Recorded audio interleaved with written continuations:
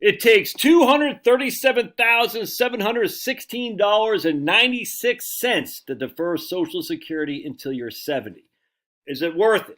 Is it worth it? I think unequivocally yes. And you're like, well, how'd you get the specifics on that? The penny. Well, we'll show you how I got to the penny, and we'll show you what I'm talking about. So I'm reading this white paper from my man Larry Kitlikoff and David Altig and Victor Yafin. Yay! My man Kanye, is from 2022. The article is How Much Lifetime Social Security Benefits Are Americans Leaving on the Table? And I haven't finished the whole thing yet, but there's a couple of things that I found a little bit on this, but it got my brain flowing, and that's scary. When my brain starts flowing, look out below. Just got off the horn with a lady from South Africa. I love my side of the political equation. Funny, can laugh. Good sense of humor, is freedom oriented and just crushing, and you know who you are in Tejas, and you're just crushing, and I love what I do. I love the people I talk to. Our side of the equation can laugh. We don't have sticks so far up our butts that we can't see the freaking moon. We're just like, hey, that doesn't make any sense. It doesn't matter because my side can laugh. We just say stuff and we're like, I can't believe you said that. All right. Anyway, so Larry's thing is, he argues the median loss the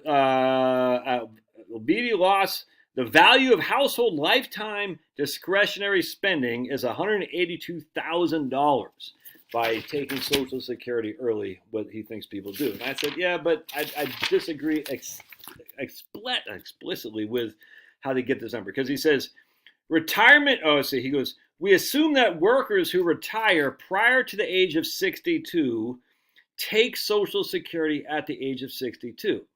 And we assume that workers who retire between the ages of 62 and 70 take Social Security when they retire. And just evidence, that's a big assumption to make. And so basically with those assumptions, he is assuming that people leave $182,000 of lifetime discretionary spending on the table. I agree with a lot of that. I just don't agree with that specific number because I don't think a lot of people actually take Social Security the minute they retire. In fact, so it made me think, like, what is the recent data from Social Security Administration when people file? And this is from the SSA. And you can see right there that 27% of the population of the new filers, I think it's in 2022. Yeah, 2022. 27% of the population of new filers in 2022 filed at 62. All right, but then we got 24% filed at 66 on top of 13% filed at 65. So to say that the people who retired at 62 all en masse file at 62, and then to say the people who retired at 63 en masse filed at 63, it's just, you can't say that. So I just don't agree with that. But anyway, the point of this video is, I just want to show you something here. The guy who retires, the average benefit for the guy who takes Social Security at 62 is $1,287 a month. The guy who takes Social Security at 70 is $3,065 a month. So what I want to say is, let's say your benefit is $3,065 a month, and that's roughly $36,000 a year. All right, and we're going to say that's all you need to live on. And I've just talked to you right now. She's going to live all on Social Security. Why? Because her house is paid for. It's just so she's fine. You know what I'm saying? So we're going to say all you need is $3,065 a month. That's it. You can get it from your portfolio. You can get it from Social Security. You can get a combination of the two. So we're going to sit there and say, okay, how much would I need today to get to, as a present value, to get $3,065 a month, right? That way, when when I'm 70, I can get my Social Security to cover my entirety. In this case, if you're not going to pay any taxes, why? Because the $3,065 a month is all you're getting, and that's from Social Security. You have no tax. Hope this makes sense. So again, I'm 62 now. I need $3,065 a month, all right, to live on. I can take it from Social Security, which will pay me, forgot what I said. I think it was like $1,287, in which case I need to take the rest of my portfolio. I can take it all from my portfolio and allow Social Security to continue to grow to $3,065. Obviously, the $3,065 won't be the same because you're going to get delayed earnings credits, but we're just going to use apples to apples in this case. So what I did is I said, okay, let's take $3,065 a month, right? $3,065 a month times 12. That's $36,780 a year we need.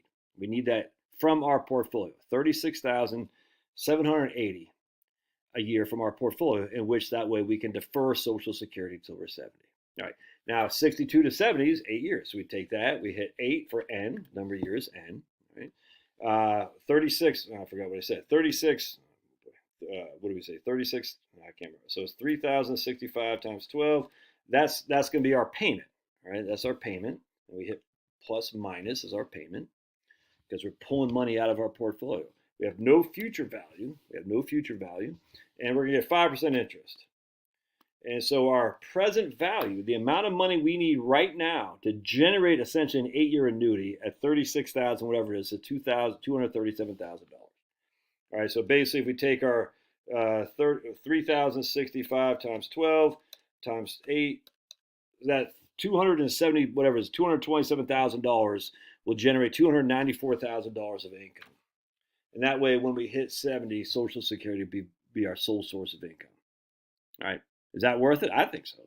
What's more risky, the stocks or Social Security? I unequivocally think stocks are, or bond, I don't care. The market's inherently more risky than Social Security. It just is, without question. Now, does that mean you should just go out there and annuitize everything until you're on the delayed earnings credits? No, everyone's, look, man, it sucks not having liquidity. I'm not going to lie to you. But if you had $350,000, and you're like, I want to defer Social Security, it's going to cost me $227. I'm still left with $113,000 or whatever that is, $123,000, something like that.